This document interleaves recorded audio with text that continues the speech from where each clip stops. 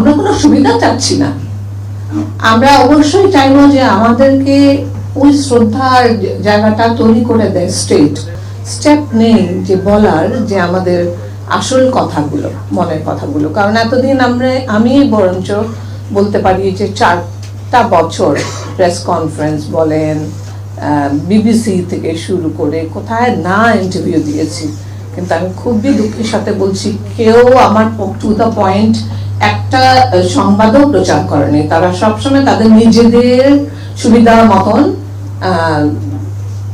প্রচার করেছে, যেটা আমার কাছে একেবারেই ভালো লাগেনি। এরপর থেকে আমি আমার অনেক সাংবাদিকরা আছেন হয়তো যারা বুঝবেন, জানেন, হয়তো শুনেছেন যে না, মুজিব ভাবি আর কোনো ইন্টারভিউ দিতে চায় না এই জন্যই যে আপনারা ঠিক মতন প্রচার করেন না আমাদের কথাগুলো। তো এবার অনুরোধ করবো আপনারা সঠিক কথাগুলো বলবেন এবং সঠিকভাবে উপস্থাপন করবেন, লেখেন কি প্রচার করেন যেভাবেই হবে, আর এমন ভাবেই করবেন যেন এটার আবার দুরকম মন্তব্য উঠে না আসে। আমাদের যেটা সব বাচ্চারাও বলে গেল খুব চমৎকার করে, আমাদের আমি সব শহীদ পরিবারের ভাবিদের তরফ থেকেই আমি রিপ্রেজেন্টেটিভ হিসাবে বলতে চাই যে আমাদের সবার আগে দাবি হচ্ছে যেটা একটা স্বচ্ছ ট্রান্সপারেন্ট বিচার হবে। কারণ যে বিচারটা হচ্ছে ওটাতে অনেক লুকোচুরি একটা ভাব ছিল, আমরা কিন্তু জানি নাই, কারণ আমরা জানি নাই, এটা আমরা জানতে চাই। এটা আমাদের দাবি, আমাদের সন্তানদেরও দাবি। এবং এটার যে এই দিবসটার জন্য আমরা বলতে গেলে তিনবার আমরা ফর্মাল চিঠি দিয়েছি। আমাদের দাবিটা এটা ছিল যে আমরা এই দিবসটা চাচ্ছি। দিবসটা কেন চাচ্ছি জানেন? এটাতে আমাদের পার্সোনাল কোনো বেনিফিট নাই। আমরা আর্মিতে কিন্তু শহীদ পরিবার, আর্মিতে আমাদেরকে অ্যাড্রেস করাই হয় শহীদ পরিবার হিসাবে, কিন্তু আমরা কিন্তু বাইরে এটা রেকগনাইজ না। এটা আমরা অবশ্যই চাই, কারণ এই জন্যই দিবসটা হতে হবে। তাহলে আমরা কোনো সুবিধা চাচ্ছি না, আমরা অবশ্যই চাইবো যে আমাদেরকে ওই শ্রদ্ধার জায়গাটা তৈরি করে দেয় যেখানে আমরা দাঁড়াবো, আমাদের সন্তানরা বলতে পারবে যে তাদের বাবা শহীদ হয়েছেন। এটা অনেক বড় একটা ব্যাপার, এটা গভীরতা অনেক, এটাকে আপনাদেরকে উপলব্ধি করতে হবে।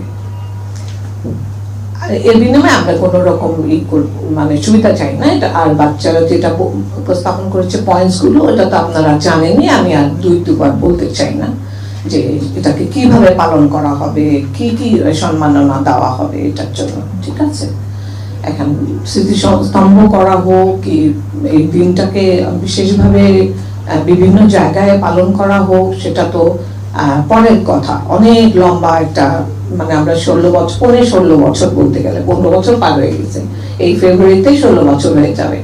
16 বছর ধরে কিন্তু আমরা অপেক্ষায় ছিলাম এরকম একটি দিন আসবে যেদিন আমরা আমাদের কথাগুলো বলতে পারবো। এটা হচ্ছে আমার কথা, যে এই বিচারটা হোক, আমি খুব জোর দিয়ে বলছি, বিচারটা হোক, এটার জন্য যা যা প্রসেস লাগে সেইভাবে আমাদেরকে কেউ আসুক, বলুক, আমরা আগাবো। আর যেটুকু জানি আমরা তো অলরেডি আমাদের উইটনেস কিংবা জানা যা আছে তা দিয়েছি। তারপরেও যদি লাগে অবশ্যই আমরা থাকবো সবাই। আশা করি যে এবার আমরা যে এতদিন যে আমাদেরকে চাপ দিয়ে রাখা হয়েছিল, মুখ বন্ধ করে দেওয়ার, ভয় দেখানোর, সব রকমের বাধা থাকবে না। আর সবচেয়ে বড় কথা হচ্ছে আমাদের একটা বাচ্চা বলে গেছেন যে আমাদের বলার একটা যে দাবি জানানোর কিংবা মন করে কিছু বলার, এটারও কিন্তু একটা বাধা ছিল। আপনারা সবাই জানেন, আমি বলতে চাচ্ছি না কি বাধা ছিল। আমাদেরকে মনিটর করা, আমাদের ফোন করা, তো আমরা মোটামুটি একটা বলতে গেলে একটা বাধার মধ্যেই কিন্তু 16 বছর কাটিয়েছি। তো আমরা এটা করতে পারবো না, তো আমরা ওটা করতে পারবো না, তো এত বাধা করে তো আমরা বলতে পারি না যে আমরা স্বাধীন দেশে বসবাস করি। তো এটা তো হলোই না, তাই না? আর সবচেয়ে বড় কথা হচ্ছে ফ্রিডম অফ স্পিচ যখন নিয়ে নেওয়া হয় মানুষের ভিতর থেকে, তখনই কিন্তু এরকম একটা নৈরাজ্য সৃষ্টি হয় এবং তখন এরকম একটা বিপ্লব আসে। বিপ্লবের মাধ্যমেই হয়, এবং বিপ্লবগুলো সবসময় ছাত্রদের মাধ্যমে আসে। আমি অত্যন্ত কৃতজ্ঞতার সাথে বলতে চাচ্ছি যে আমাদের যে ছাত্র আন্দোলনকারীরা যারা এই গোটা আন্দোলন নিয়ে যুদ্ধ করতে করতে এতগুলো প্রাণ হারিয়ে, তার মাঝে আমাদের একটা শহীদ পরিবারের এক ছেলে তীব্র গুলি খেলো, খুবই ও আহত। আপনারা সবাই দোয়া করবেন যেন তাড়াতাড়ি সুস্থ হয়, সম্পূর্ণ সুস্থ হয়, সামনে অনেক লম্বা সময় ওর জন্য।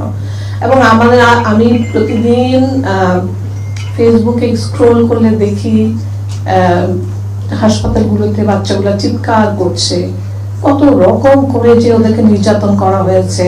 অন্যায়গুলো অন্যায়, এটা আমার হাজবেন্ডের সাথে হোক, আমাদের অফিসারদের সাথে যেটাই হয়েছে, এবং এই দেশে পর্যায়ক্রমে যা যা হয়ে আসছে এতগুলো বছর, সবগুলোই কিন্তু কোনোটার সাথে কোনো মাপা যায় না, জানেন, কোনোটার মাপা যায় না। আমি এবার লিটারেলি ফেসবুকে চোখে পানি ঝরিয়েছি বাচ্চাদের এই এক একটা স্লোগান বলেন, ওদের দৃশ্যগুলো দেখে, ওদের যে সাহসগুলো দেখে আমি I hats off to them, যে ওরা এত সাহস কোত্থেকে পেল। আমি একবার অনেকদিন আগে আমি আমার একজন খুব প্রিয় একটা মানুষের সাথে বলছিলাম যে কবে যে আসবে একটা সুদিন, আমি শুনেছি যে একটা জাতিকে ধ্বংস করার জন্য আমাদের কোরআন শরীফে তো আছেই লেখা যে আবাবিল পাখি পাঠিয়েছিল। পাখি ঠোঁটে কতটুকুই বা ইট আসে, তাই না? ওটা দিয়ে একটা জাতিকে ধ্বংস করা হয়েছিল। তখন সেই মানুষটি বলছিল, ভাবি আপনি চিন্তা করেন না, এই বাচ্চাগুলো, এই ছাত্রগুলো কিন্তু আমাদের আবাবিল পাখি। আমি কিন্তু সেই থেকে ওদেরকে আবাবিল পাখি বলি।